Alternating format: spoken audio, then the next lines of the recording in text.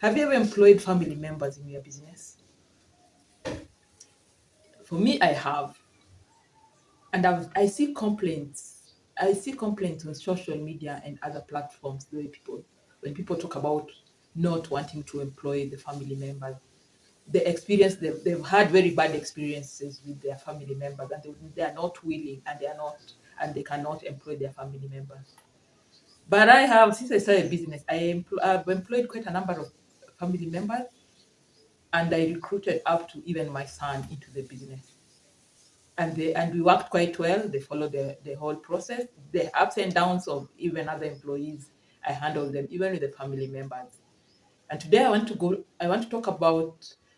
tell you about how I went about employing family members in my business, how I navigated through that process.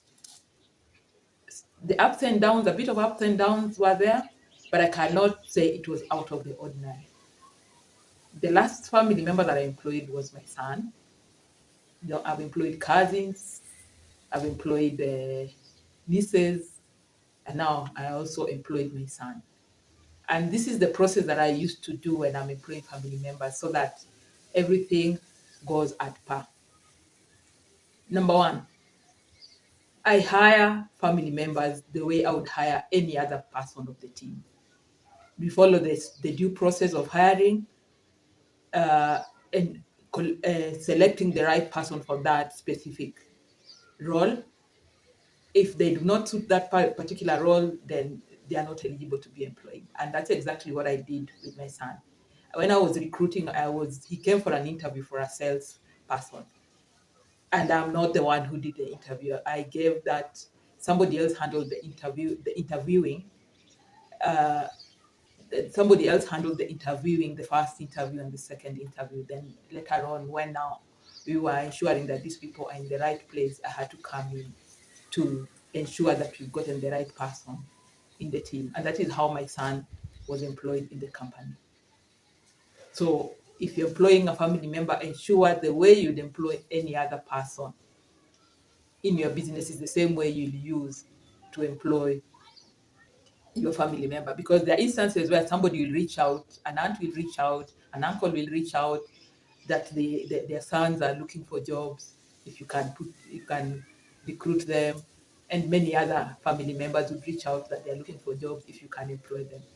So to save you that hurdle of, yes, I employed you, and this is what happened, it becomes even a family issue back at home when things don't go right.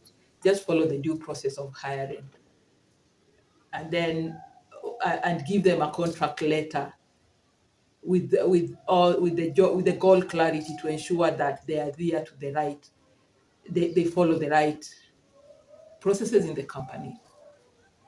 And this is what we will also use to ensure that they're actually performing or not performing. And then number two, when a family member was working in the office, when we were in the office, they were colleagues. They were not family. We handle things like colleagues in the office. When we're out of the office, we become family. And that also applied to my son, because when you were in the office, he was not my son. But when you're out here, he was my son. And we had to work as per the job, the work, the work environment. Even in meetings, he would attend, but he was another colleague another team member in the office, not a son, not my son. And that is how we worked and ensured that he adhered to the values of the company. And then number three, we train and coach them like other team members. Training is necessary for the family member. You take them through the training, you onboard them when they are newly hired, you onboard them like any other team member. You take them through training, you coach them as they are growing, and you build them. In case there's a need for any external training, you take them through that training. And that is how I did it with my family members. They have to go through that right training, they have to go through the right coaching to ensure that they grow. They grow as the company grows.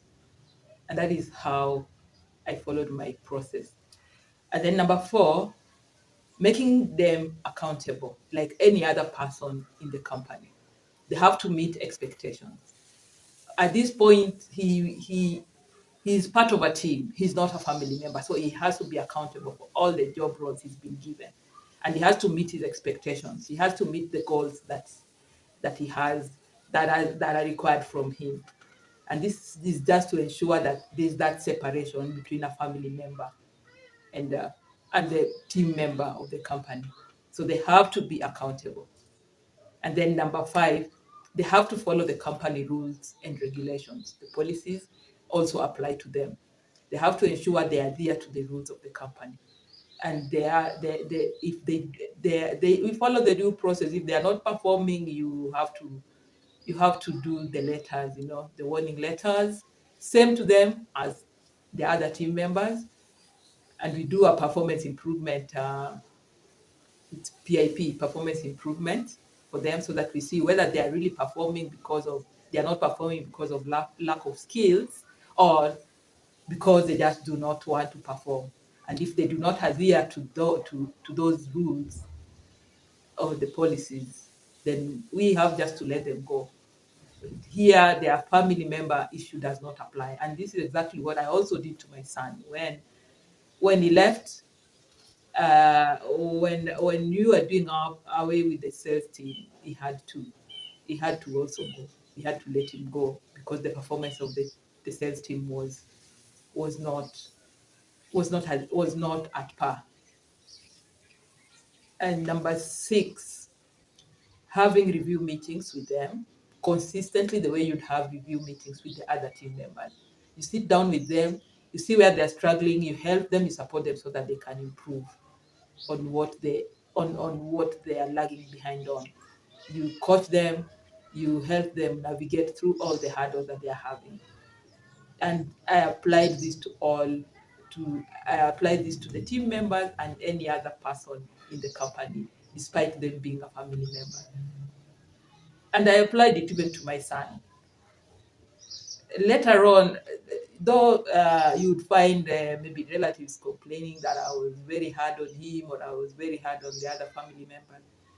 But looking back at it, I came to realize that even to them, they really appreciate. And as I'm talking now, my son also opened his business and he's using the same values that I used to run his business. So despite me navigating through it and just second guessing myself, it seemed like I didn't do a bad thing. I didn't do a bad job on employing my family members. Because when I employ them, I look at them as I would like them to also grow. I would like them to grow the way the other team members are supposed to grow.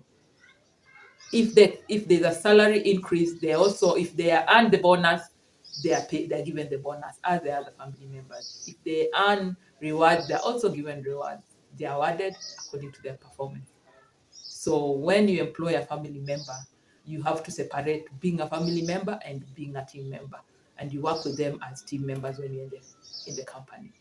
And that one, it will not only help you grow, it will also help them grow as a family member. And if they are not performing, the best thing is to let them go. The way you let somebody go who is in your team when they are not performing.